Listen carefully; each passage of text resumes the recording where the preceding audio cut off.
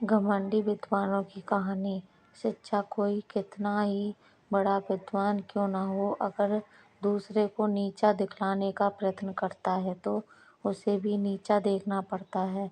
बहुत पुरानी बात है। एक गांव में दो लड़के रहते थे। एक का नाम ज्ञानवान और दूसरे का नाम बुद्धिमान था, लेकिन दोनों पढ़ने लिखने में बहुत ही कमजोर थे।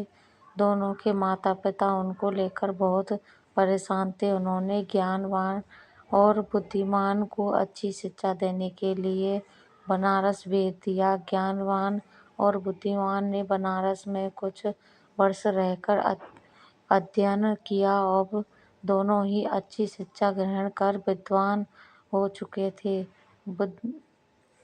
विद्वान होने के साथ ही उनमें से इस बात का घमंड भी आ गया था कि वे बहुत विद्वान हैं। हर जगह दोनों ही अपने को अधिक श्रेष्ठ और दूसरे को नीचा दिखलाने का प्रयत्न करते थे। दोनों को कई बार उनके शिक्षकों ने इस बारे में समझाया, किंतु दोनों अपने को ही श्रेष्ठ समझते थे।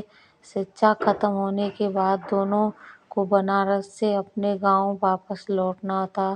रास्ता बहुत लंबा था। चलते चलते उन्हें रात हो गई और उन्होंने एक गांव में अपना डेरा डाला। गांव के जमींदार को पता चला कि उनके गांव में बनारस के विद्वान आए हुए हैं। जमींदार साहब ने दोनों विद्वानों को रात्रि विश्राम और भोजन के लिए अपने घर आमंत्रित किया। ज्ञानवान और बुद्धिमान दोनों जमींदार के घर आ गए। जमींदार ने दोनों के रुकने की अलग अलग व्यवस्था की और स्वादिष्ट पकवान बनवाए। जमींदार पहले ज्ञानवान के पास गया और हालचाल जाना।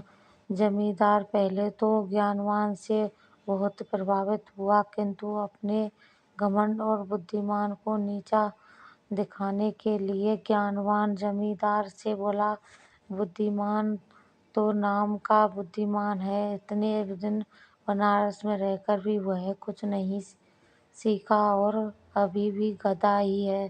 ज्ञानवान की बातें जमींदार को अच्छी नहीं लगी। ज्ञानवान से मिलने के बाद वह बुद्धिमान से मिलने गया।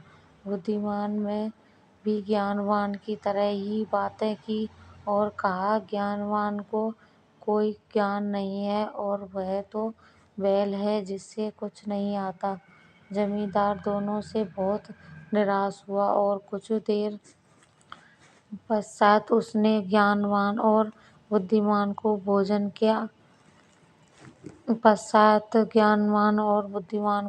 के लिए बुलाया। दोनों भोजन के लिए आए और जब दोनों को थालियां परोसी गईं तो थाली में घास और भूसा था।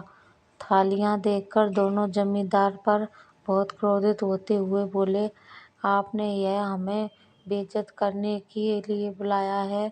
क्या हम कोई जानवर हैं जो आप हमें भूसा और घास खिला रहे हैं?